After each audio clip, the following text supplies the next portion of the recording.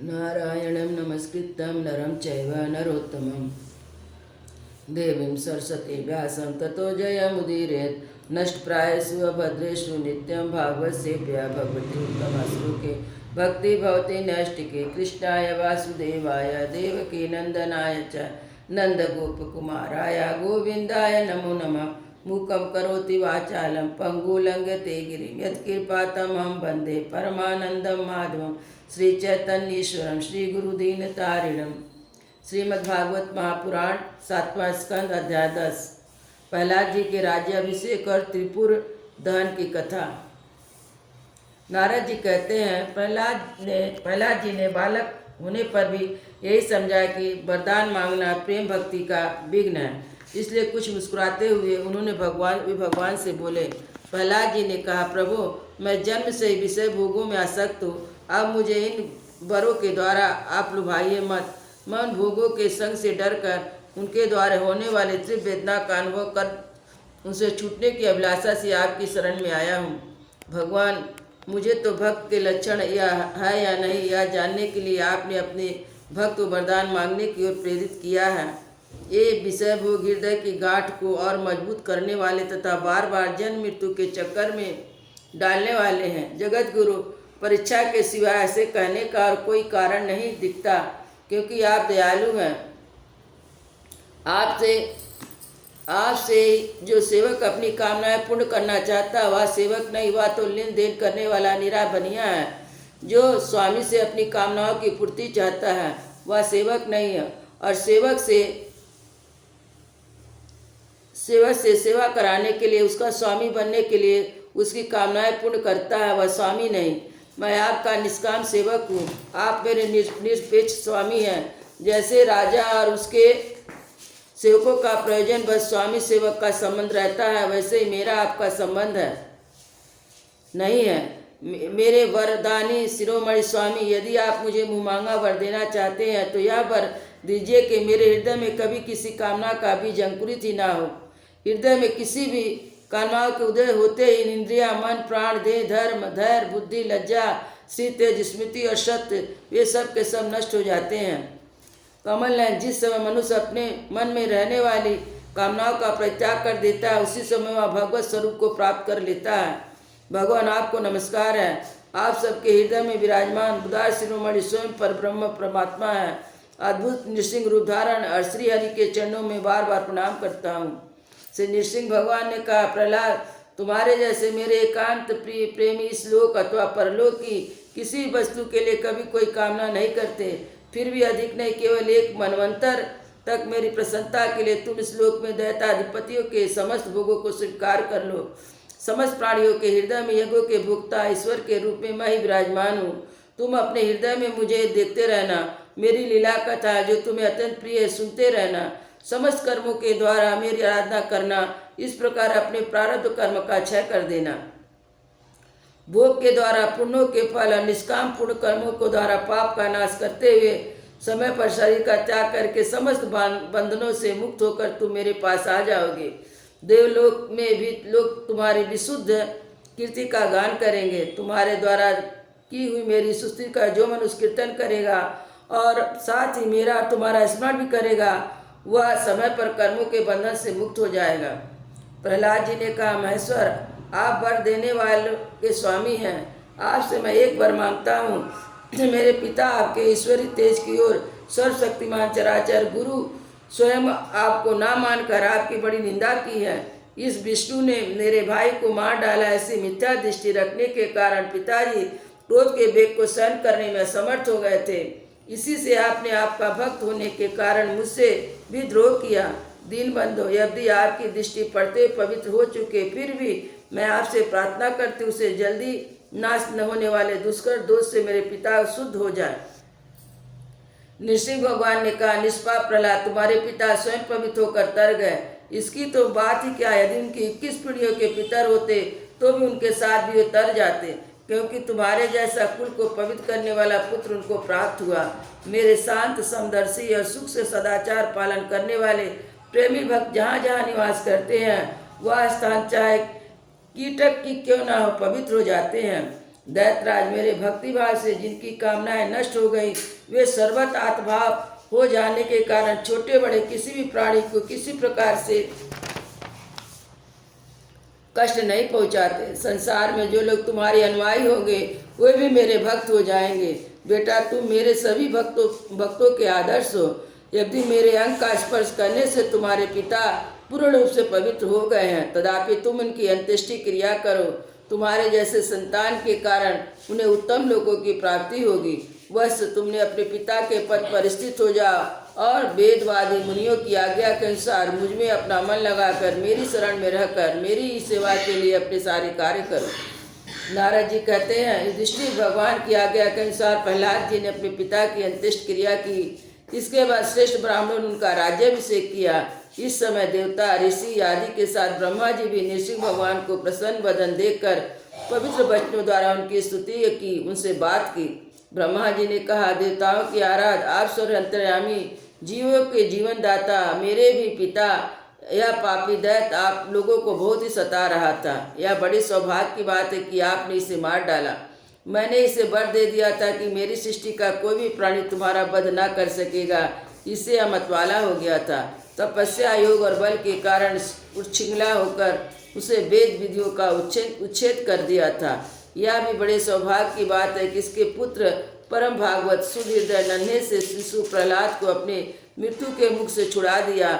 और यह भी बड़े आनंद और मंगल की बात है कि वह अब आपकी शरण में है। भगवान आपके इस नृसिंह रूप का ध्यान जो कोई एकाग्र मन से करेगा उसे एक सब प्रकार के भयों से बचा लेगा। यहाँ तक कि मरने की इच्छा से आई हुई मृत्यु भी उसका कुछ ना बिगाड़ सकेगी। नृसिंह भगवान बोले, ब्रह्मा जी, आप दैत्यों को ऐसा वर ना दिया करें। ऐसे स्वभाव से ही कुरु है, उनको दिया हुआ वर वैसा ही जैसे सांप को दूध पिलाना। नारद जी कहते हैं, युधिष्ठिर, नृसिंह भगवान इतना कहकर ब्रह्मा जी द्वारा की हुई पूजा को स्वीकार करके वहीं अंतर्ध्यान समस्त प्राणियों के लिए अदृश्य हो गए। इसके बाद प्रहलाद जी भगवत स्वरूप ब्रह्मा, शंकर की तथा प्रजापति देवताओं की पूजा करके उन्हें माथा टेक कर प्रणाम किया। तब शुक्राचार्य आदि मुनियों के साथ ब्रह्मा जी ने प्रहलाद को समस्त दानव और दैत्यों का अधिपति बना दिया। फिर ब्रह्मा जी देवताओं ने प्रहलाद का अभिनंदन किया और शुभ आशीर्वाद दिया। प्रहलाद जी ने भी यथायोग सबका सत्कार किया। वे लोग अपने अपने लोक को चले गए। युधिष्ठिर, इस प्रकार भगवान के दोनों पार्षद जय और विजयदिति के पुत्र दैत्य हो गए थे। वे भगवान के बैर भाव रखते थे। उनके हृदय में रहने वाले भगवान ने उनका उद्धार करने के लिए उन्हें मार डाला। ऋषियों के शाप के कारण उनकी मृत्यु नहीं हुई। फिर से वे कुंभकर्ण और रावण रूप में राक्षस हुए। उस समय भगवान श्री राम के पराक्रम से उनका अंत हुआ। युद्ध में भगवान राम के बाणों से उनका कलेजा फट गया। वहीं पड़े पड़े पूर्व जन की भांति भगवान का स्मरण करते करते उन्होंने अपना शरीर छोड़े। वे अब इस युग में शिशुपाल और दंतवक्त के रूप में पैदा हुए थे। भगवान के प्रति बैरभाव होने के कारण तुम्हारे सामने उन्हें समा गए। युधिष्ठिर, श्री कृष्ण से शत्रुता रखने वाले सभी राजा अंत समय में श्री कृष्ण के स्मरण तद्रूप होकर अपने पूर्वकृत पापों के सदा के लिए मुक्त हो गए। जैसे भृंगी द्वारा पकड़ा हुआ कीड़ा भय से उसका स्वरूप प्राप्त कर लेता है, जिस पर भगवान के प्यारे भक्त अपनी भेदभाव रहित अनंत भक्ति द्वारा भगवत स्वरूप को प्राप्त कर लेते हैं, वैसे ही शिशुपाल आदि नरपति भी भगवान के बैरभाव जनित अन्य चिंतन से भगवान के सारूप को प्राप्त हो गए। युधिष्ठिर, तुमने मुझसे पूछा था कि भगवान से द्वेष करने वाले शिशुपाल आदि को उनके सारूप की प्राप्ति कैसे हुई। उसका उत्तर मैंने तुम्हें दिया। ब्रह्मण देव परमात्मा श्री कृष्ण का यह परम पवित्र अवतार चरित्र है। इसमें हिरण्याक्ष हिरण्यकश्यप इन दोनों दैत्यों का वध का वर्णन है। इस प्रसंग में भगवान के परम भक्त प्रहलाद का चरित्र भक्ति, ज्ञान, वैराग एवं संसार की सृष्टि स्थिति प्रलय के स्वामी श्री हरि के यथार्थ स्वरूप और उनके दिव्य गुणों एवं लीलाओं का वर्णन है। इस आख्यान में देवता और दैत्यों के पदों में काल क्रम से जो महान परिवर्तन होता उसका भी निरूपण किया गया है। जिसके द्वारा भगवान की प्राप्ति होती है उस भागवत धर्म का भी वर्णन है।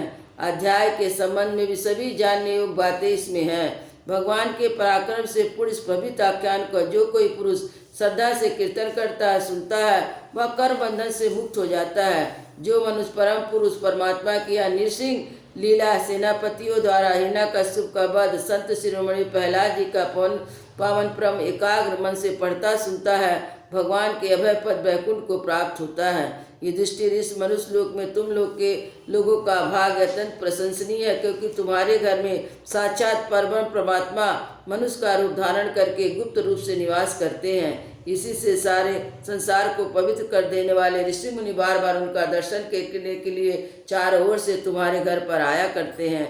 बड़े बड़े महापुरुष निरंतर जिनको ढूंढते रहते हैं, जो माया के लेस रहित परम शांत परमानंद रूप भव स्वरूप परम परमात्मा है, वे तुम्हारे प्रिय हितैषी मेरे भाई आज्ञाकारी गुरु और स्वयं आत्मा श्री कृष्ण है। शंकर ब्रह्मा आदि भी अपनी अपनी सारी बुद्धि लगाकर वे हैं, इस रूप में उनका वर्णन नहीं कर सके, फिर हम तो क्या कैसे कर सकते हैं। कृपया हमारी यह पूजा स्वीकार करके भक्त वत्सल भगवान हम पर प्रसन्न हो। युधिष्ठिर, यही एकमात्र आराध्य देव है। प्राचीन काल में बहुत बड़े मायावी मायासुर ने जब रुद्रदेव की कमनीय कीर्ति में कलंक लगाना चाहा, तब इसी भगवान श्री कृष्ण ने फिर से उनके यश की रक्षा और विस्तार किया था। राजा युधिष्ठिर ने पूछा, नारद जी, मैं दानव किस कार्य में जगदीश्वर रुद्रदेव का यश नष्ट करना चाहता था, तब भगवान श्री कृष्ण ने किस प्रकार उनकी यश की रक्षा की, आप कृपा करके बतलाइए। नारद जी ने कहा, एक बार इन्हीं भगवान श्री कृष्ण शक्ति प्राप्त करके देवताओं ने युद्ध में असुरों को जीत लिया था। उस समय सब के सब असुर मायावी के परम गुरु मैं दानव की शरण में गए। शक्तिशाली मैसूर ने सोने चांदी और लोहे के 3 विमान बना दिए, और वे विमान क्या थे, 3 पूरी थे। वे विलक्षण थे, उनका आना जाना जान नहीं पड़ता था, उनमें अपमृत सामग्रियां भरी हुई थी। युधिष्ठिर दैत्य सेनापति के मन में तीनों लोकों और लोकपाल के प्रति वैर भाव तो था ही, अब उसकी याद करके उन तीनों विमानों के द्वारा वे उसमें छिप रहकर सबका नाश करने लगे। तब लोकपाल के साथ सारी प्रजा भगवान शंकर की शरण में गई, उनसे प्रार्थना की, प्रभु त्रिपुर में रहने वाला असुर हमारा नाश कर रहे, हम आपके हैं, आप देवादि, आप हमारी रक्षा कीजिए। उनकी प्रार्थना सुन के भगवान शंकर ने कृपापूर्ण शब्दों में कहा, डरो मत। फिर उन्होंने अपने धनुष पर बाण चढ़ाकर 3 पुरों पर छोड़ दिया। उनके उस बाण से सूर्यमंडल से निकलने वाली किरणों के समान बहुत से बाण निकले, उनमें से मानो आग की लपटें निकल रही थी। उनके कारण उन पुरों का दिखना बंद हो गया। उनके स्पर्श से सभी विमानवासी निष्प्राण होकर गिर पड़े। मायावी मैं बहुत से उपाय जानता था, वह दैत्यों को उठा लाया और अपने बनाए अमृत के कुएं में डाल दिया। उस सिद्ध अमृत रस का स्पर्श होते ही असुरों का शरीर अत्यंत तेजस्वी और ब्रज के समान सुदृढ़ हो गया। वे बादलों को विदर्भ करने वाली बिजली की आग की तरह उठ खड़े हुए। इस दिन भगवान श्री कृष्ण ने जब देखा कि महादेव जी तो अपना संकल्प पूरा ना होने के कारण उदास हो गए हैं, तब उन्होंने असुरों पर विजय प्राप्त करने के लिए उन्होंने एक युक्ति की।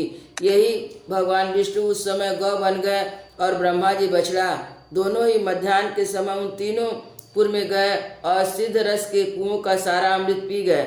यदि इनके रक्षक दैत्य इन दोनों को देख रहे थे, फिर भी भगवान की माया से इतने मोहित थे कि उन्हें रोक ना सके। जब उपाय जानने में श्रेष्ठ मायासुर को यह बात मालूम हुई, तब भगवान की इस लीला का स्मरण करके उसे कोई शोक ना हुआ। शोक करने वाले अमृत रक्षकों से उसने कहा, भाई, देवता असुर मनुष्य अथवा कोई भी प्राणी अपने पराये दोनों के लिए जो प्रारब्ध का विधान है उसे मिटा नहीं सकता।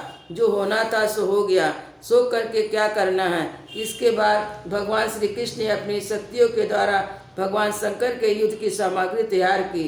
उन्होंने धर्म से रथ, ज्ञान से सारथी और वैराग से ध्वजा, ऐश्वर्य से घोड़े और तपस्या से धनुष, विद्या से कवच, क्रिया से बाण, अपनी अन्य शक्तियों से अन्य वस्तुओं का निर्माण किया।